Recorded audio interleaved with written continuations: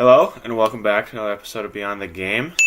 Today we are recapping Dominic Moore's game and the Southwest Kansas Storm against the Amarillo Warbirds, where you guys won 43-30. And we're looking ahead to this week's matchup against Salina. You guys are 5-0, taking on 3-1 Salina. Battle of first and third place. So Sure. we'll get into that. Dom, give us a recap here of the game against the Warbirds. It was not as high scoring as you predicted or would have predicted, but good game, 5-0, walking out of there with a dub, so we'll take it. Yeah, man. As I mentioned, it was bound to be one of those trap games. Yes. And a little bit, if you were watching the game, you could kind of predict that. Oh, we fell for the trap, and the game was pretty much over when we went down a couple touchdowns. But nobody on our sideline lose. Nobody. Like, we don't ever think we're going to lose, man. We could be down 50-0, man. If there's time on the clock, we're winning the game, right? That's just who we are. That's just how our culture is. So, that was a trap game. They ran a pretty solid program over there.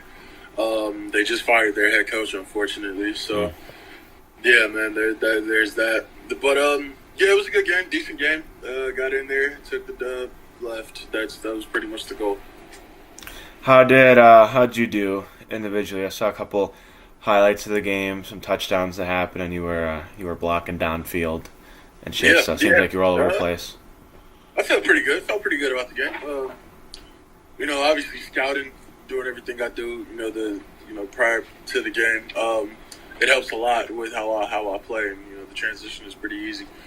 So I did a lot of scouting last week. A lot of figuring out their keys, everything. I just learning their defense, and the defensive line specifically. Like I said, it was a solid defensive line. So just learning their how they maneuver, how they picking little things that will help me into the game. I did that, and it worked out in my favor.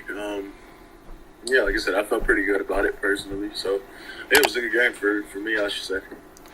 Now, you've told us a few stories about your season so far, and you have there are some stories that we'll get into like later when you're done playing the league that are good. But you got another story. Yeah, can you bless us with a quick story time? You got something interesting that happened, or you got something you can share with us? What's happened so far this season? We're this is a pretty chill season. I'm not gonna lie, not as chaotic as the past few seasons, I should say. Actually, from this past weekend, actually. Right? Okay, bad. So after the game, the little spot that they got us staying at, bro. Like, we all have our own room, right? But my room, I needed some service done to it, right? So they came in, fixed my shower, fixed all that. But it's a week and a half to do, right? So I had to get put into another room. While I was in that room, it was pretty, it was cool, cool little vibe, everything, right? So, getting ready for the game. I happened to, take a piss, before the game or whatever in that room, right? Flush the toilet, think everything's okay, right? Cool, leave, grab my bag, go, we're off, right? We get back after the game. I'm not paying no attention to really anything. I just put my bag down, I lay on the bed, I'm tired, right? I get up, I'm like, what? Like, it seems like there's a pool in my room, right? So I get up, I go towards like the little bathroom area. I'm like, okay, that's a lot of water. Where is this coming from? Right? I open the bathroom door. The floor is flooded. Right? I then check the toilet. The toilet is overflowing. So I'm like, okay, what is this? Right? What are we doing? Right? Like, did I do something wrong? Like, the handle and everything seemed okay, right? Mind you, I still can't get into my room because still painting it, and like the smells and everything, it's toxic, right? So I gotta move a room again, right? So I move a room for the third time, and yeah, man, that room was okay, but yeah, I'm just thinking about that the toilet at this point, because it's like, what happened? Look at you, a little tiny toilet for a little tiny baby to... Ah! Curse you, tiny toilet! Well, I wasn't even here, so Yeah. like, what happened? Bro's gonna be scared to flush. It's still a mystery, Yeah. bro.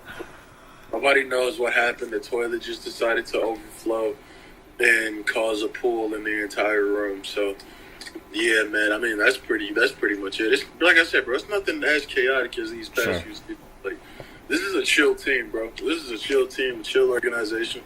Like, it's very well structured, right? So it's not like I have a story about the terrible front office or anything of that nature, but nah, like there's nothing like that. I'm pretty well taken care of here.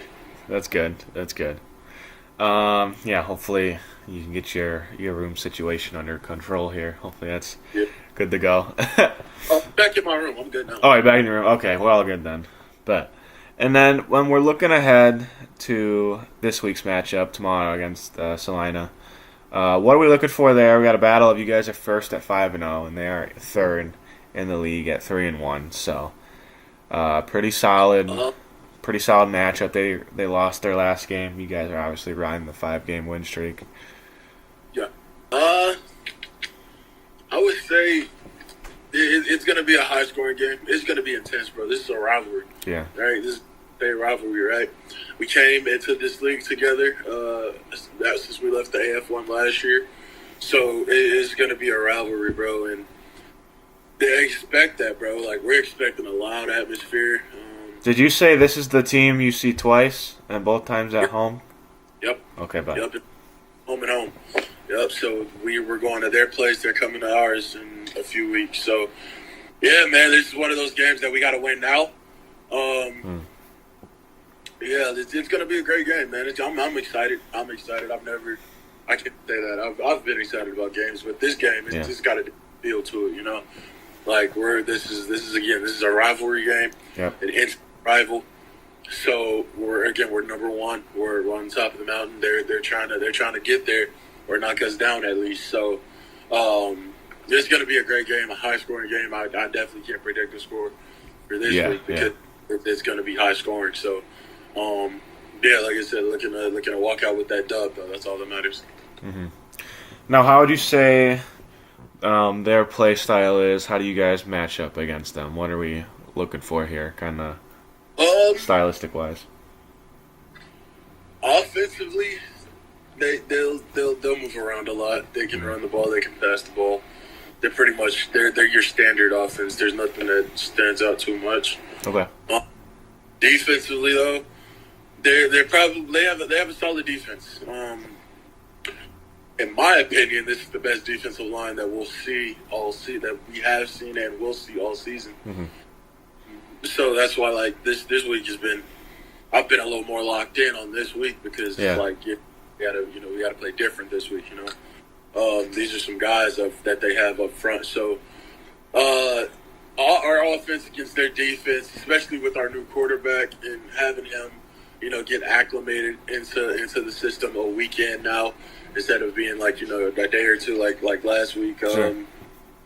It's gonna be a high scoring game for us. It's gonna be high scoring. Bodies are gonna move around. Bodies are gonna hit the floors, and a lot of people are gonna get in the end zone, man. So, we're boy might get into the end zone, So let's go.